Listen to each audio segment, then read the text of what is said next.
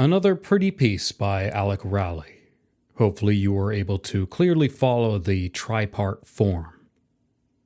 This piece doesn't really look or sound like much of a challenge from the outside, but you'll probably find there are a couple of key technical requests being made that will require you to bring some of the skills you've developed to the fore here. Let's take a quick look at our preliminary information at the beginning here.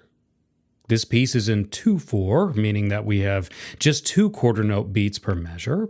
We have an opening dynamic of forte, a tempo marking of risoluto or resolutely, which we'll talk about briefly here, and a key or scale signature of 2 flats, which might be a first in the piano etudes course, now that I think about it. Depending on the harmonic context, 2 flats could mean we're either using the scale of B flat major or the scale of G minor. I think it's pretty clear that we're not happily frolicking around in major here, so it's safe to say that we're using the G minor scale for this opening section. No doubt you noticed a little something unusual happening with the key signature about halfway through. Check out this change we have at the end of the first page from 2 flats to 2 sharps. This is a middle of the piece key signature change, far from unusual in the greater scheme of piano literature, but certainly a rarity for pieces at this level of difficulty. 2 sharps would put us into either the keys of D major or B minor, and here, hopefully you can recall that the sonority, though kind of harmonically a little floaty, was gentle and nice and much more oriented towards the brighter scale of D major. Then, at the end of the first system on the second page, our 2 flats come back, and we're once again back into G minor for the last part of the piece. Now, really quickly, so far in this course, we've been talking about identifying the different keys or scales based on the key signatures by the sound and character of the passage. If it sounds darker and more somber, it's most likely a minor. If it sounds brighter and more friendly, it's in major. However, there's a more theoretically sound way to make this call that, while not 100% reliable, is almost always reliable, especially at this early level of playing. Check out the first and last played notes of this piece. We have a G, G, and a B flat at the beginning, and 2 Gs at the end. We start getting a little into the realm of Western tonal theory here, which is the main harmonic theory we generally use to consider the music that developed through the European art music tradition, i.e. classical music. But basically, pieces tend to want to start and end with a home note, or a home sonority. And that home area, home sonority or home note, will be the bottom tonic note of the scale we're using. In this case, lots of Gs and a hint of a G minor harmony with that B flat at the beginning is pretty clearly pointing to G minor as the scale here. Notice, however, in our second section that the first notes we start with there are G, C sharp, and F sharp, which doesn't seem to correspond with our scale options.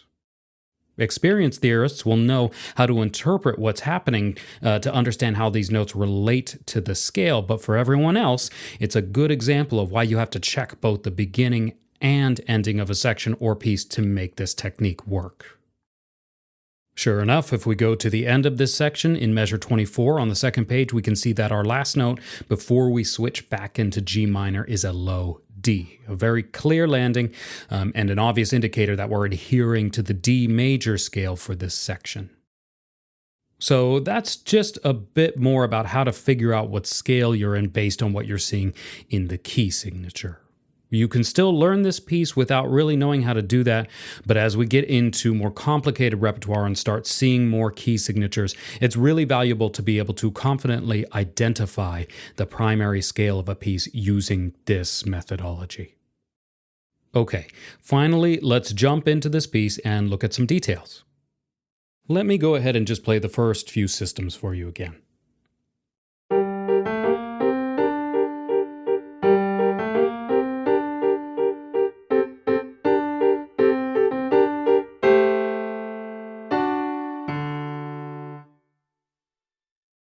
back a little earlier in the piano etudes course, we saw a piece that featured a very repetitive accompaniment of thirds in the right hand over a melody in the left.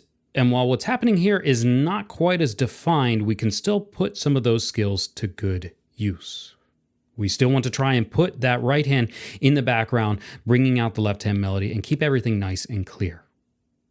Well, we've talked some in the past about how to use more of your wrist and arm to get a nice, even execution of repeated intervals like this, talking about the material in the right hand. So I'm going to skip right to talking about one of the other main hurdles of this piece, which is fitting these rhythms together. So obviously we have a nice clear series of repeated notes in the right hand, as we mentioned, but in the left hand we have a little hiccup here between beat 1 and beat 2 of the first measure. We have a dotted eighth note attached to a 16th note connected to another 2 eighth notes. And this can be surprisingly tricky as a syncopation to put together with the right hand.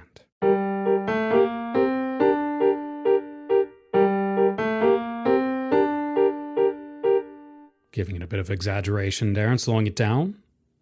So as with areas like this in the past, your best bet is to break it down into smaller bits, and fortunately there's only really one breakdown to make here, and that's just to shave everything down to 3 eighth note beats. Just work on getting through that little hiccup part in the rhythm to the first major eighth note beat after the start of the piece, so like this.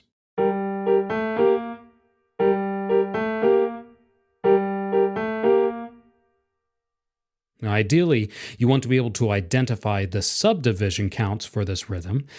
That is the small counts in between the beats, but in the end, it probably is going to be something you're just going to have to get the feel of, getting this rhythm into your hands. But that said, I'd be remiss as a teacher if I didn't provide you with a proper method tutorial. So, what we want to do is identify the smallest note value in use, in this case 16th notes, and be able to split everything down to its subdivision, to a 16th note subdivision.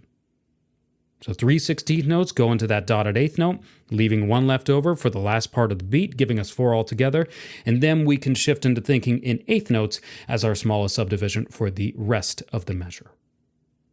But once again, while it's important that you're able to do this musical math, in the end, it will probably be a combination of properly feeling the rhythm and then repeating your playing memory, or I should say, working it into your playing memory through repetition, that will allow you to play it smoothly. So once more, this first whole system.